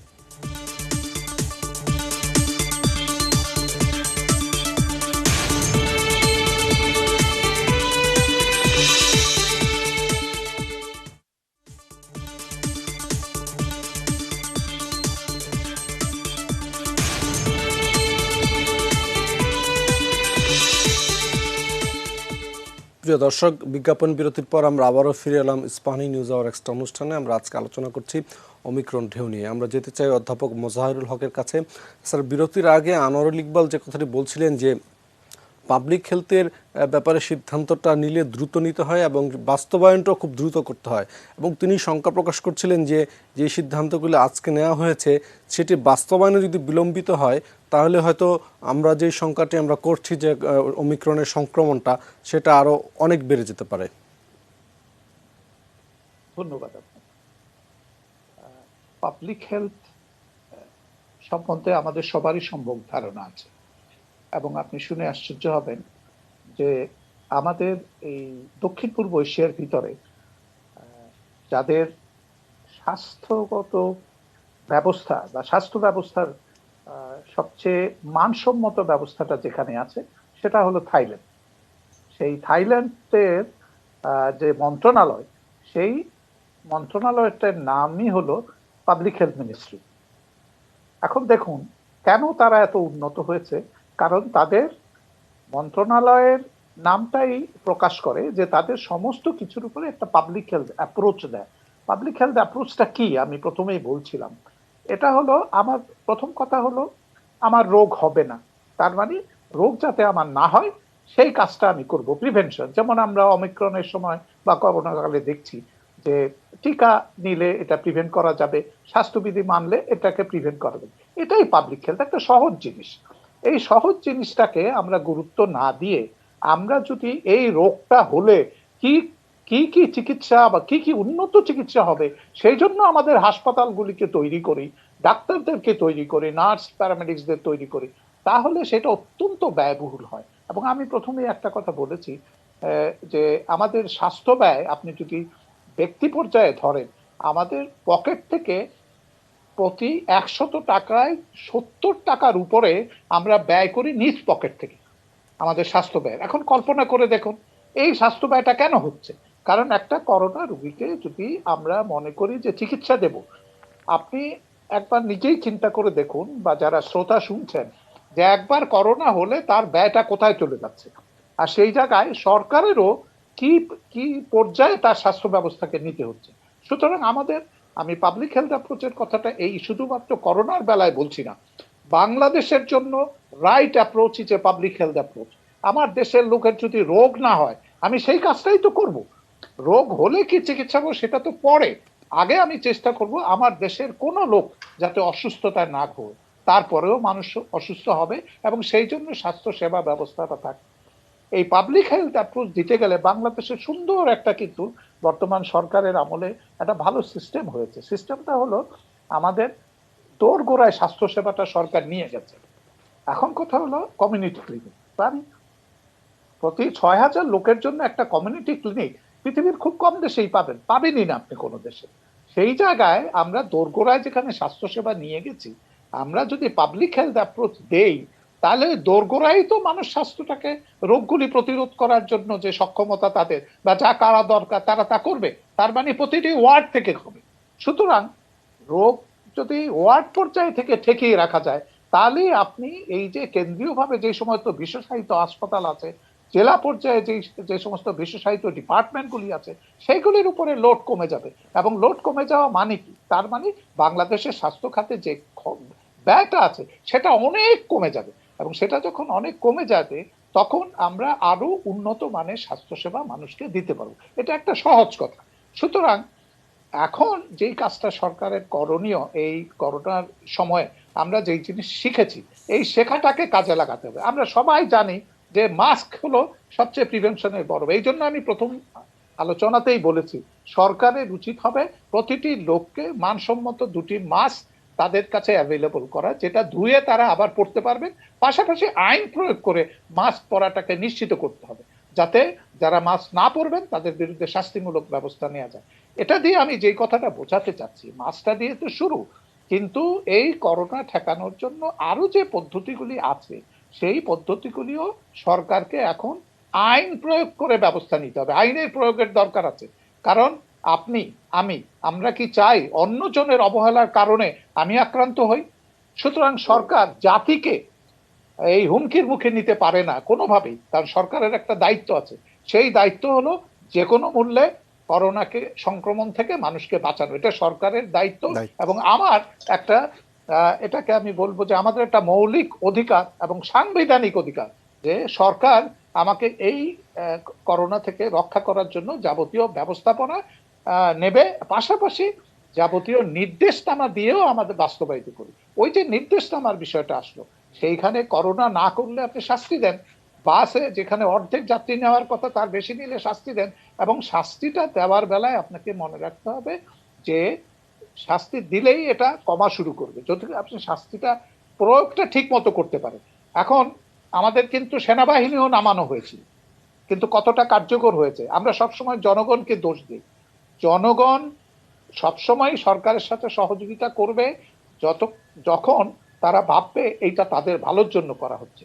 সুতরাং আমাদের যে জনগণকে সম্পৃক্ত করতে হবে এবং বোঝাতে হবে যে এটা আপনাদের ভালোর জন্য, আপনারা মেনে চলুন, কোনো অসুবিধা নাই। যদি না মানেন তাহলে বাধ্য হয়ে আমার নিরাপত্তার জন্য আমাকে শাস্তিমূলক ব্যবস্থা নিতে হবে, কারণ এটা তো আমার বাঁচার প্রশ্ন। আপনি মানবেন না কিন্তু আমার জন্য ঝুঁকি হবেন, এইটা তো সরকার আমার জন্য ঝুঁকি, আমি তো সরকারকে ট্যাক্স দিই, সুতরাং আমার জন্য সরকার ঝুঁকি তৈরি করবেন কেন? সুতরাং সরকার সেই ঝুঁকিটাকে নিরসন করার জন্য যা করার এইটাও সরকারের দায়িত্ব এবং আমার একটা অধিকার, যাতে আমার সংক্রমণ না ছড়ায়। আমি যে জায়গাটা এসে শেষ করতে চাচ্ছি, ফার্স্ট কথা যেটা দিয়ে শুরু করেছিলাম সেটা হলো রিডিউস এক্সপোজার। এই রিডিউসিং এক্সপোজার হলো 1 নম্বর কথা, যে আমার কোনোভাবেই করোনার কাছে এক্সপোজ হওয়া যাবে না। এই লক্ষ্যটা সামনে রেখে আমাদের যা যা করণীয়, আমার মনে হয় সরকারকে যারা পরামর্শ দেন, সরকারের সাথে যারা আছেন, স্বাস্থ্য মন্ত্রণালয়ে যারা আছেন, তাদের দায়িত্ব হবে যে এই এক্সপোজারটা রিডিউস করার জন্য যা যা করার সেইটাকে মৌলিক ধরে নিয়ে প্রথম সেই ব্যবস্থাটা নেন। হাসপাতালে নজরটা পরে দিলেও চলবে, কারণ আমাদের মোটামুটি হাসপাতাল ব্যবস্থাটা এখন এরকম আছে যে আমরা কম সংখ্যক রুগী হলে আমরা অবশ্যই সামাল দিতে পারবো, আর রুগী বেশি হবে কি কারণে? যদি এক্সপোজারটা বেশি হয়। সুতরাং আপনি ইউ রিডিউস দ্য এক্সপোজার। জি স্যার, ধন্যবাদ। আমরা অধ্যাপক কাজী তারিকুল ইসলাম আপনার কাছে যেতে চাই যে মজহারুল হক সাহেব যে কথাটি বললেন, যে মানে রিডিউসিং এক্সপোজার যে কথাটি বললেন, এবং সেটার জন্য সরকারকে আইন প্রয়োগে কঠোর হতে তিনি বলেছেন যে সবাইকে স্বাস্থ্যবিধিটা আসলে মানাতে হবে, সবার যার যার নিজের স্বার্থের জন্য সেই কাজটি করতে হবে। ধন্যবাদ। আসলে তো দেশে একটা মানে বিদ্যমান আইন রয়েছে, সংক্রমণ ব্যাধি সংসদে পাশ করা একটা বিল, এটা আছে 2017, পরিষ্কার সেখানে আমার ঠিক এই মুহূর্তে সামনে নাই, কিন্তু আমার কাছে এটা মানে কালেকশনে আছে, ধারা ধরে বলা আছে যে যদি এই সংক্রমণ বিধি, যেটা মানে মজহারুল ইসলাম স্যার বলছিলেন যে আমি সরকারকে ট্যাক্স দেই, আমারও বেঁচে থাকার অধিকার আছে, আমি অন্যের দ্বারা সংক্রমিত হব তাহলে আমি সরকারকে দোষ দিব, এটা তো অবশ্যই।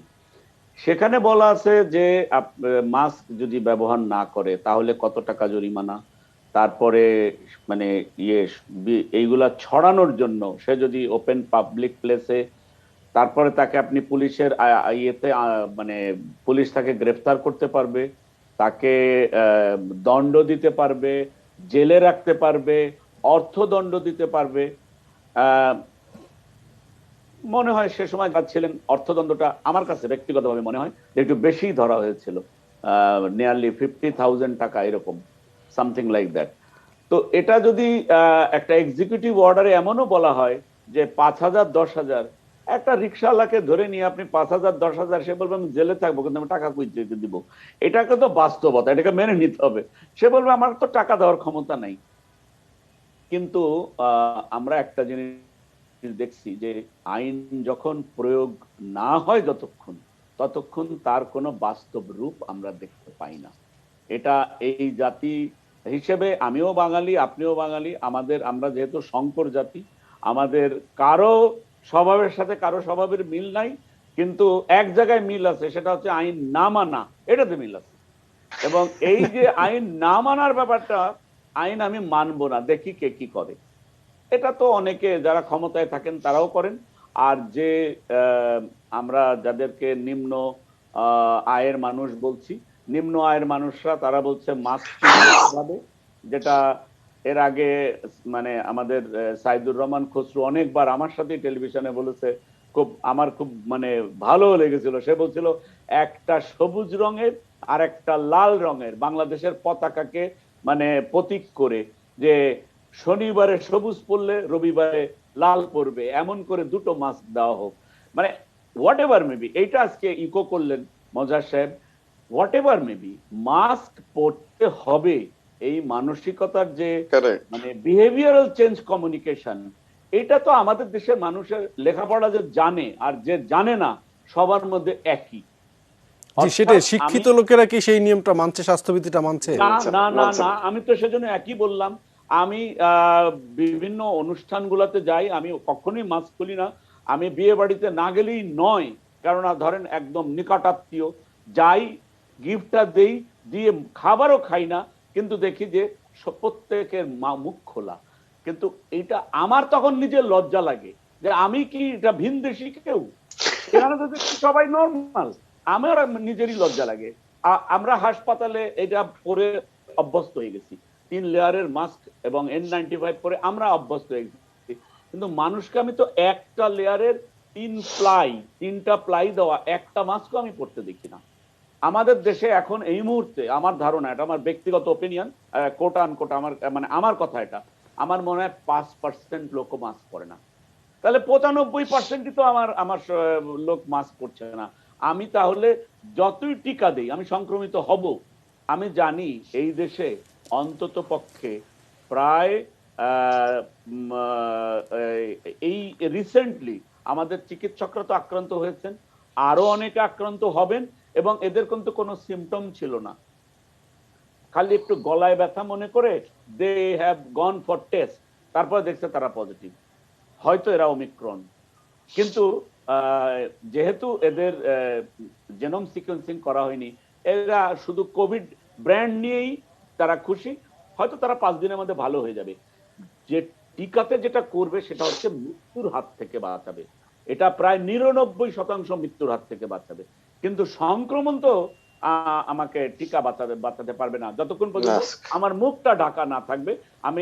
আমি একটা ভিডিও দেখছিলাম কয়দিন আগে, মাত্র বোধহয় 4 থেকে 5 দিন আগে, একটা মানে ম্যানিকিন থেকে তারা ওমিক্রনের দেখিয়েছে যে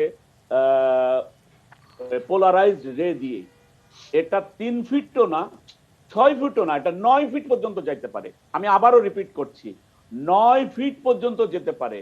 আর আমরা আগে জানতাম এটা droplet, it is not droplet, এটা এয়ারবোর্ন, এটা বাতাসে থাকতে পারে 1 ঘন্টা। ওরা বলেছে 50 মিনিট, আমি এটাকে 1 ঘন্টা বললাম। এটা কিন্তু পরীক্ষাগারে পরীক্ষা করে বলা হয়েছে। তার মানে আমরা সারা পৃথিবী কিন্তু একই ধরনের আছি, তার মধ্যে আমরা নিজেরা ভালো থাকতে চাই।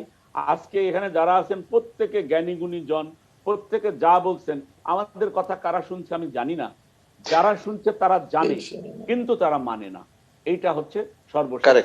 আমি এইটা বলি। ধন্যবাদ। জি স্যার ধন্যবাদ আপনাকে। আমরা এখন বিজ্ঞাপন বিরতিতে যাচ্ছি। প্রিয় দর্শক, ইস্পাহানি নিউজ আওয়ার এক্সট্রা অনুষ্ঠান থেকে আমরা এখন বিজ্ঞাপন বিরতিতে যাচ্ছি। বিরতির পর আমরা খুব শিগগিরই ফিরে আসবো আমাদের অনুষ্ঠানে।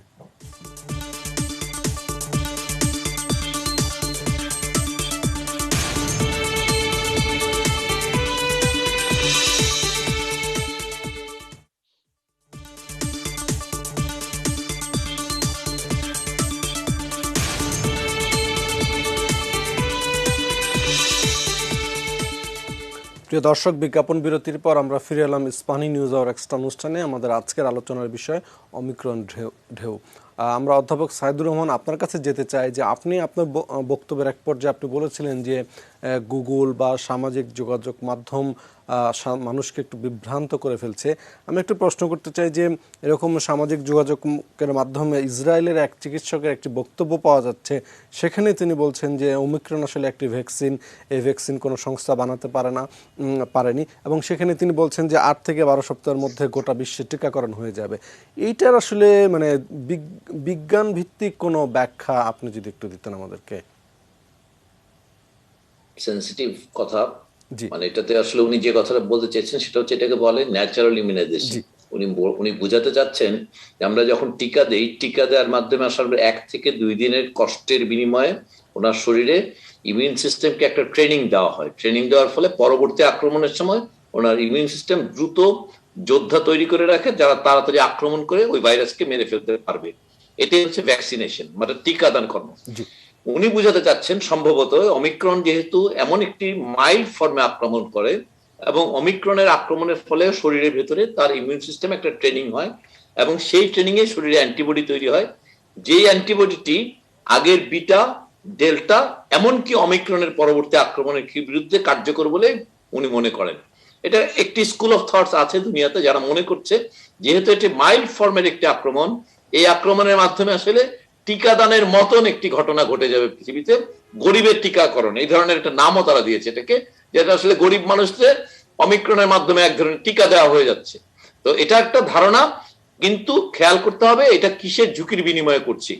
আমরা যদি 1 কোটি মানুষ অমিক্রনে আক্রান্ত হয়, এবং আমরা যদি তার একটি পার্টিকুলার পার্সেন্ট, যেটা একটু আগে মুস্তাক ভাই বলছিলেন যে আমরা ডেল্টায় যে পরিমাণ, ডেল্টার চেয়ে 5 গুণ আক্রমণ হয়, ডেল্টার 40% হসপিটালাইজেশন হয়, তার মানে গড়ে 2.5 গুণ বেশি আক্রমণ হয়, মানে হসপিটালাইজেশন। আপনি খুবই সোজা অঙ্ক, কিন্তু এটা তো অঙ্ক। আমরা ডেল্টা চেতে যদি, তাহলে পরে অতএব আমরা কত মানুষের হাসপাতালে ভর্তি এবং মৃত্যুর ঝুঁকি নিয়ে এই ন্যাচারাল ইমিউনাইজেশনের কথাটি বলবো, এটা কিন্তু একটা কঠিন ডিবেট বা ডিলেমা। সো কেউ কেউ এই ধরনের, আমি জন্য বলছিলাম যে গুগল বা সোশ্যাল মিডিয়াতে যে ব্যাপারগুলো আসছে সেগুলো যথেষ্ট এভিডেন্স বেসড না, এবং এই সময়কালে ইন্টারনেটের কারণে যারা নাকি, আমি যেমন, আমাকে যদি এখন নাসার একটা মঙ্গল গ্রহ সম্পর্কে আলোচনা করা হয়, আমি এটা গুগল করে পড়তে পারবো ইংরেজি বিধায়, কিন্তু এর অর্থ বুঝতে পারবো না। এই মহামারী আসলে এই বিভ্রান্তিটা সৃষ্টি করছে, এবং আসলে আমি মানুষকে এটা থেকে সতর্ক হতে বলছিলাম আর কি। জি জি জি জি 100% কারেক্ট। জি আনোয়ার ইকবাল, আপনি কিছু বলতে চাচ্ছেন? জি, আমি বলতে চাচ্ছি খসরু ভাই এই মাত্র যে কথাটা বললো এটা 100% কারেক্ট। একটা অ্যাড করে দেই, আপনি যখন প্রথম আমাদের দুনিয়াতে করোনা আসলো, সুইডেন কিন্তু ওপেন রেখেছিল। সুইডেনের মতো দেশ, তারা কিন্তু এটা ওপেন রেখেছিল হার্ড ইমিউনিটি তৈরি করার জন্য। পরে তারা মাপ চেয়ে যখন দেখলো যে তাদের জনসংখ্যা মারা যাচ্ছে, তখন কিন্তু তারা সরকার মাপ চেয়ে আবার তারা অন্যান্য দেশের মতো করে প্রিভেনশনে গেছে। তো সুতরাং আমরা যাই করি, বললাম তো করোনা সম্বন্ধে অনেক অনেক জিনিস আমরা যেমন জেনেছি, এখনো কিন্তু অনেক অনেক জিনিস অজানা রয়ে গেছে। তবে একটা তথ্য আজকে দিচ্ছি, যেহেতু খসরু ভাই আছে, উনি হয়তোবা জানবেন এটা, যে টাইমস অফ ইন্ডিয়ায় গত 30 তারিখে একটা নিউজ বেরিয়েছে, এবং আমি বলে দিচ্ছি, আমি সোর্সটাও বলে দিচ্ছি। এটা হলো ডারবান থেকে বের হয়েছে, সাউথ আফ্রিকান রিসার্চ ইনস্টিটিউটের 2 জন সায়েন্টিস্ট, একজন হচ্ছেন এলএস সিগাল আর আরেকজন হচ্ছে খাদিজা খান। ওনারা বলতে চাচ্ছেন এই Omicron May cut severe delta infections in futures. তার মানে তারা বলতে চাচ্ছে যে ওমিক্রন দিয়ে ডেল্টার যে সিভিয়ারিটি সেটা দূর করা সম্ভব। এবং আমি কোথা থেকে বলেছি, আমি কিন্তু রেফারেন্স দিয়ে আপনাদের বলে দিলাম। সুতরাং এই জিনিসগুলো কতখানি বাস্তব হবে, কতখানি অবাস্তব হবে, সেই জিনিসগুলো আমরা পরবর্তী আরো 2-3 সপ্তাহের মধ্যে ক্লিয়ার হয়ে যাবে। কিন্তু আসল যেটা, মাস্ক পরতে হবে, এটা আমাদের মাথায় রাখতে হবে, মাস্কটা পরবেন। জি অধ্যাপক মোজাহিরুল হক, আমরা আপনাকে 30 সেকেন্ড দিতে পারবো, আমাদের সময় একদম শেষ দিকে। ধন্যবাদ আপনাকে। আমি আবার রিপিট করব যে বাংলাদেশ এই সামনে যেই রোগই আসুক না কেন, শুধু করোনা নয়, সবসময় যেন চেষ্টা করে একটা পাবলিক হেলথ অ্যাপ্রোচ দেওয়ার জন্য, কারণ আমাদের সীমিত সম্পদ, এইটাকে আমরা জুডিশিয়ালি ইউটিলাইজ করতে হবে। আর তথ্যের বেলায় আমি বলবো বিশ্ব স্বাস্থ্য সংস্থার তথ্যের উপরে নির্ভর করাটা ভালো, কারণ বিভিন্ন গবেষণায় বিভিন্ন তথ্য বেরিয়ে আসবে, কিন্তু অথেন্টিকেশনের ব্যাপারটা কিন্তু ডব্লিউএইচও করে। সুতরাং যতক্ষণ পর্যন্ত না বিশ্ব স্বাস্থ্য সংস্থা কোনো তথ্য তাদের সূত্র থেকে তারা বলছে, ততক্ষণ পর্যন্ত আমরা অন্যান্য তথ্যকে অবশ্যই জানবো যে কি কি তথ্য, কিন্তু বিশ্বাসযোগ্যতার বেলায় আমরা যেন শেষ ভরসা হিসাবে বিশ্ব স্বাস্থ্য সংস্থার কনক্লুডিং যে তথ্য থাকে সেগুলির উপরে যেন আস্থা রাখি। ধন্যবাদ। Doctor Mostak Hossain, 30 second. জি, আমি আশাবাদী যে আমরা অতীতের অভিজ্ঞতা থেকে এবারে ওমিক্রনের ঢেউকে আরো ভালোভাবে মোকাবেলা করতে পারবো। তিনটে জিনিস আমাদের করতে হবে। সকল শনাক্ত রোগীকে আমাদের জনস্বাস্থ্য ব্যবস্থাপনায় আনতে হবে, অর্থাৎ তারা যেন আলাদা থেকে চিকিৎসা নিতে পারেন। দ্বিতীয় হচ্ছে ভিড় এড়িয়ে চলা সহ সকল স্বাস্থ্যবিধি মানবার জন্য আমাদেরকে সক্রিয় উদ্যোগ নিতে হবে, সামাজিক, সরকার, কর্তৃপক্ষ, ব্যক্তিগত। এবং তৃতীয়, টিকার কাভারের জন্য আমরা বয়স্ক মানুষদেরকে দ্রুত দিয়ে ফেলতে পারি, সবাইকে সহায়তা করতে পারি। এই তিনটা কাজ যদি আমরা করি নিশ্চয়ই জি, অধ্যাপক তারিকুল ইসলাম, আপনি 30 সেকেন্ড পাবেন। আমার মনে হয় আজকে অনেক বিশদ আলোচনা হয়েছে এবং সামারি তো অনেক চমৎকার সামারি হয়েছে। আসলে মানে যেটা বলতে ইচ্ছা হচ্ছে সেটা হচ্ছে যে আমাদের কথা শুনছে কারা, এই টেলিভিশন দেখছে কারা, যারা ঘরে বসে দেখছে তারা এগুলো সব জানেন। আমার এই টেলিভিশন বস্তির লোকও দেখছে না, রিক্সালাও দেখছে না, কুলি মজুরও দেখছে না, যাদেরকে আমরা বলি যে এরা মাস্ক পরে না। এবং এই মোটিভেশনটা রাস্তায় নেমে করতে হবে। আমার মেসেজ এইটা। এই রাস্তায় নামার কথা আমরা গত বছরও বলেছি। আমরা বলেছি যে কাউন্সিলর, তারপরে বিভিন্ন শহরে মানে জনপ্রতিনিধিদেরকে বলছি যে আপনারা রাস্তায় নামেন, প্রয়োজন হলে যুবকদের সাথে নেন। বাংলাদেশ ক্রাইসিস টাইমে অনেক অনেক ভালো ভালো কাজ দেখিয়েছে। বাংলাদেশে যখন চরম ভয়াবহ দুর্যোগ গেছে তখন বাড়ি থেকে মহিলারা রুটি বানিয়ে দিয়েছে এই দুর্যোগপূর্ণ এলাকায় দেওয়ার জন্য। এটাকে কেন দুর্যোগ মনে করছি না আমরা? কেন এটাকে নিয়ে আমরা ছেলে খেলা করছি? তাহলে আমাদের একটি প্রাণও মূল্যবান। আমরা যেন সবাই সচেতন হই। আজকে সবাই যা বলেছেন সেগুলো সব আমার কথাও এই একই কথা। ধন্যবাদ আপনাদের সবাইকে, অশেষ ধন্যবাদ। প্রিয় দর্শক, আমাদের ইস্পাহানি নিউজ আওয়ার এক্সট্রা অনুষ্ঠানটি আমরা আজকে এখানে শেষ করছি। আপনারা ভালো থাকুন, সুস্থ থাকুন এবং অবশ্যই আপনারা স্বাস্থ্যবিধি মেনে চলবেন।